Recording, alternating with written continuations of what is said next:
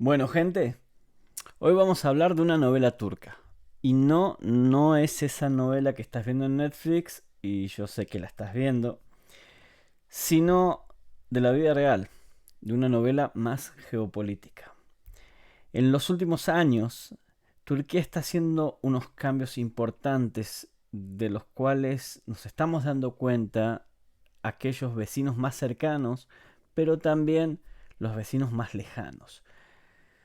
De ser un aliado natural del occidente a empezar a convertirse en una amenaza regional de peso, uniéndose también con ciertos jugadores geopolíticos del Medio Oriente que dejan mucho que desear. Y todo esto cambia en mucho para Israel en cómo ve el panorama y además cómo evalúa su seguridad. Así que en el video de hoy vamos a hablar de cómo llegamos hasta acá, las cosas que significan y qué se espera a futuro.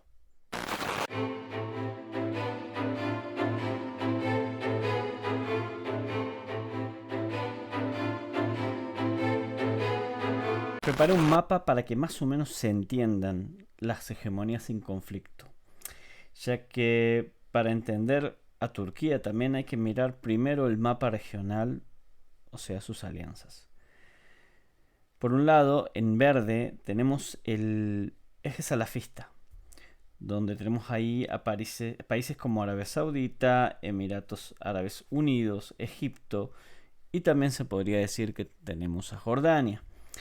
Por el otro, tenemos el eje chiita, que obviamente está Irán, el régimen islamista de Irán.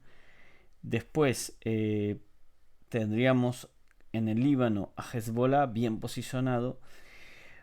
En una parte tendríamos a Siria, eh, aunque ya están quedando muy pocos. Antes era mucho más predominante, ya que estaba el régimen de Bashar el-Assad, que era alawita, aunque los alawitas no son exactamente chiitas. En estos momentos les conviene esta identidad, por lo cual son considerados chiitas.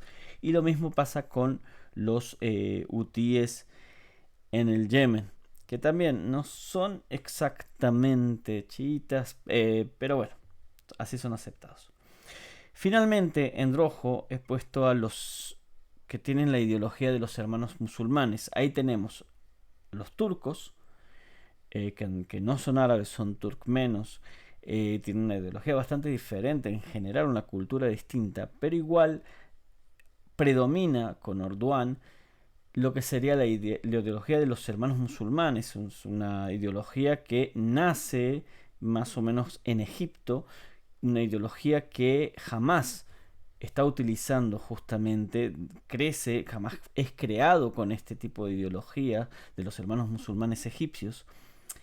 Y ahora está también predominando en Qatar, en Turquía, en sectores también de Irak, que también en Irak no nombré, pero hay una parte de conflicto en los cuales está esta ideología de los hermanos musulmanes y por otro lado las ideologías chiitas, porque tienen también una población chiita importante, ¿no? Entonces, esto se está acomodando de tal forma de que tenemos que preguntarnos dónde queda Israel en todo esto. Estamos viendo que se podría acercar más a un bloque, por así decirlo, salafista o árabe sunita. O sea, estaría más cercano, por ejemplo, a Arabia Saudita que a los turcos con ideologías de hermanos musulmanes o a los chiitas que obviamente ahora mismo están combatiendo en Israel contra el islamismo chiita, pero al mismo tiempo contra Hamas, que es de una ideología de los hermanos musulmanes, una ideología hermana a Tahrir al-Shams en Siria, donde está poniendo su pie muy muy fuerte justamente Turquía, ya que Tahrir al-Shams o HTS es justamente uno de los proxies de Turquía. Históricamente, Turquía fue un país laico, fundado por Atatürk después de la Primera Guerra Mundial, y el ejército, luego de él, se quedó como si fueran los guardianes de la República Secular. Cada tanto metían un golpe de Estado para frenar justamente a gobiernos que querían ser islamistas. Pero con Erdogan todo esto cambió, ya que intentaron un golpe contra él, pero fallaron. Entonces, desde ese momento, Erdogan limpió el ejército de los camelistas, así se llamaban, y llevó a Turquía cada vez más hacia el islamismo político. Y empezó con estas ideologías de los hermanos musulmanes justamente como referencia. Y aquí llegamos en el sector del bloque en el cual nos preguntamos, ok, si Turquía pasa a ser una amenaza, ¿por qué sería una amenaza tan peligrosa para Israel? La razón número uno es que Turquía es parte de la OTAN, o sea que en teoría tiene una alianza militar con Estados Unidos y Europa. Eso la hace mucho más complicada que Irán o Hezbollah. La razón número dos es su ejército. El ejército turco es uno de los más fuertes de la región, mucho más profesional y numeroso que cualquiera de los países vecinos. Otra de las razones es su superioridad naval. El Mediterráneo es clave para Israel por el gas y Turquía tiene el poderío marítimo superior, mucho más superior que la marina israelí. Hay que agregar a esto también las bases en Somalia, donde desde ahí puede amenazar a la ruta del Mar Rojo y los estrechos, igual que los hutíes en el Yemen, y esto sumando al Mediterráneo, lo que les da una capacidad de aislar a Israel por mar de manera hermética. Y por último es la energía. Gran parte del petróleo que llega a Israel pasa justamente por Turquía y eso es un punto débil enorme.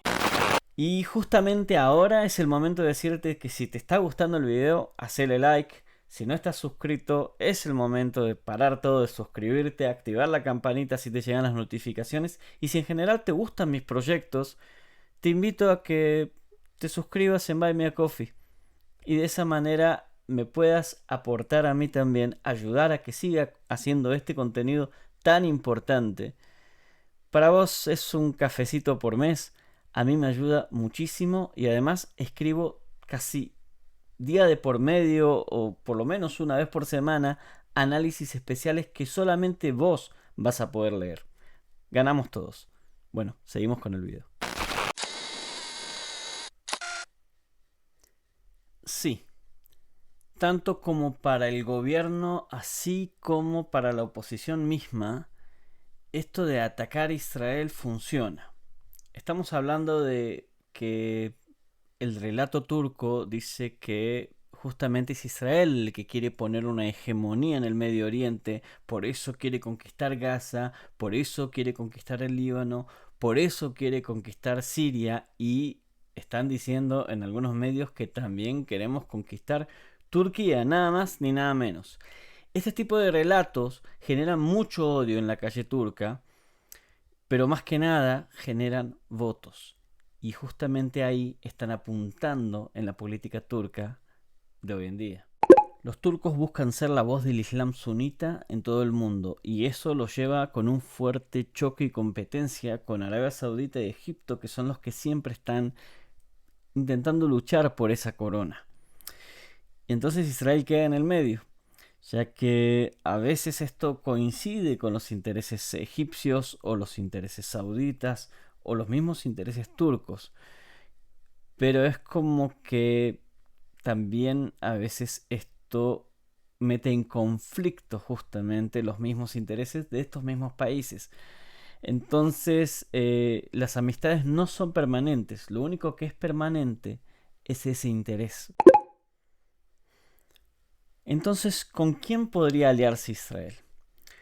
Podemos tener en cuenta a Grecia y a Chipre, que son enemigos históricos de Turquía, además que son socios en todo lo que sería los proyectos de gas en el Mediterráneo.